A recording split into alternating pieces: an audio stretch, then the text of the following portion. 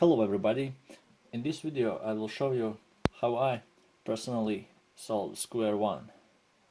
I'm making this video because I plan to do some example solves in a later video and it will require less explaining during those solves if I explain now how I generally solve the Square-1 puzzle.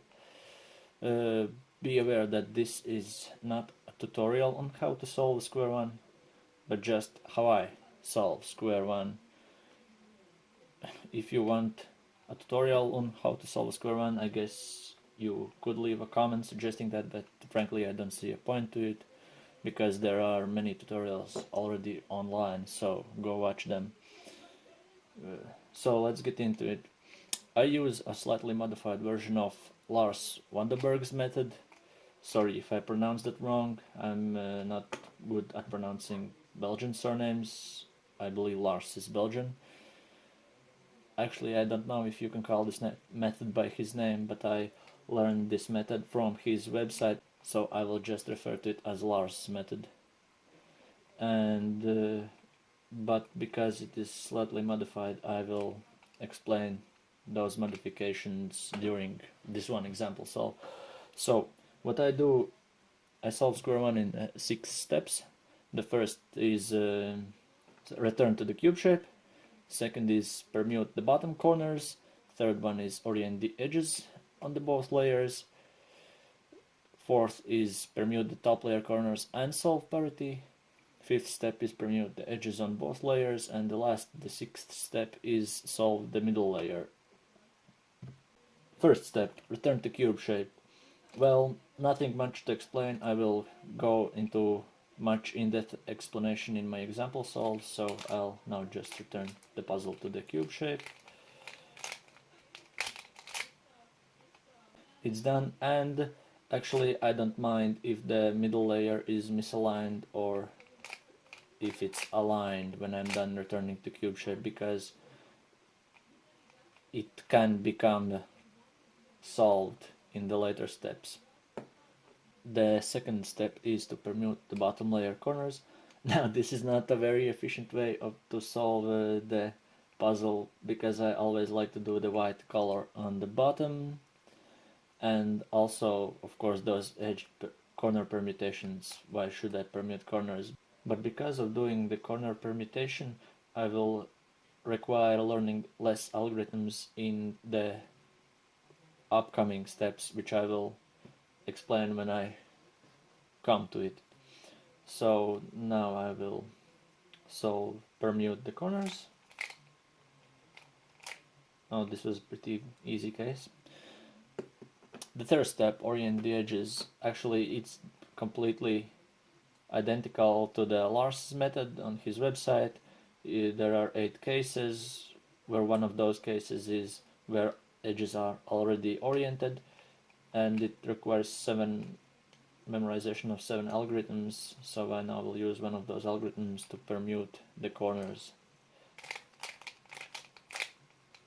Yeah, done. The fourth step, permuting top layer edges and solving parity. When using Lars' method for permuting corners, there are 9 cases, including already solved corners. But because I have already permuted bottom corners in the second step, I will now have only one of the 3 cases where the corners already are permuted is the first case. The second one would be, which I have to have right here, is when I require one adjacent swap, and the third one would be where I am required to do a diagonal swap of the corners. And because of that parity, I would require 3 extra algorithms for the cases where there is parity and no parity, so in total there are 6 algorithms which I would use to solve this step. If I had not permuted bottom corners previously, I would be required to learn those 9 cases, including the case where all corners already are permuted.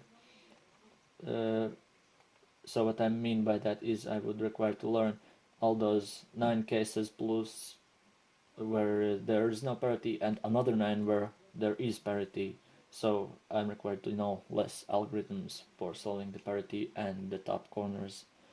And now this is where the parity comes in. Nothing too complicated, it's just recognition is harder.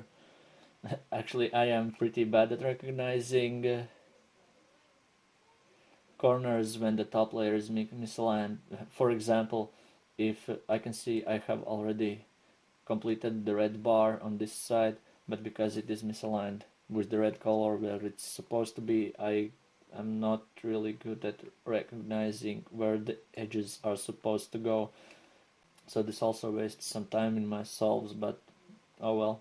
So I'll adjust the top layer so it matches the corresponding color, and now I will do my edge recognition to see whether I have or have not parity.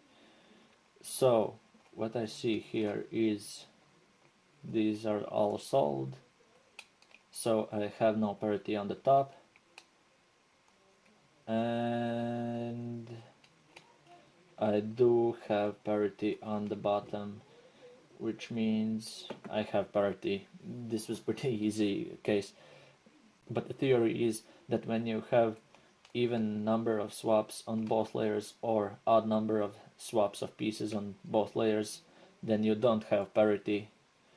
But when the numbers don't match, for example, odd number of swaps on the top and even number of swaps on the bottom layer, or vice versa, then you have parity.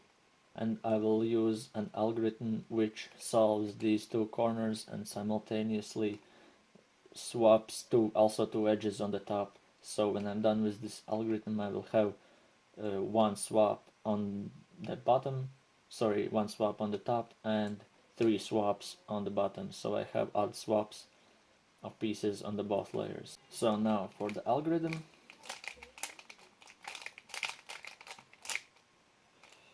The fifth step, permuting the edges of the puzzle.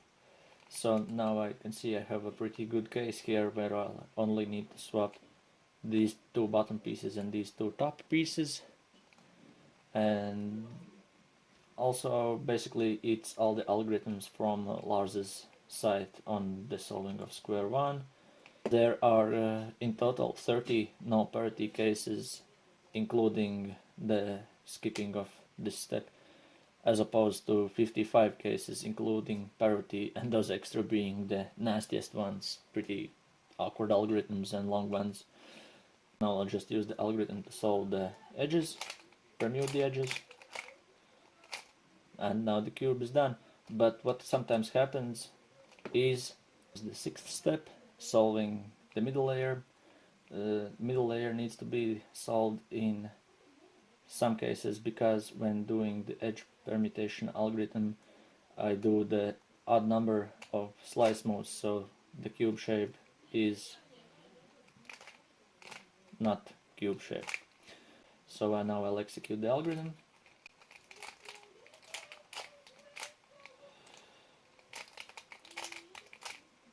And what happened, you can see now all the top and bottom layers are solved, but the middle layer is misaligned. So actually pretty easy. I don't know if you can call it algorithm, it's just a 3 slice moves. Slice move plus 6 or minus 6, whatever you call it. Slice move, 6, slice move, and the middle layer is solved. Adjust the top and bottom layer, and now the cube is solved.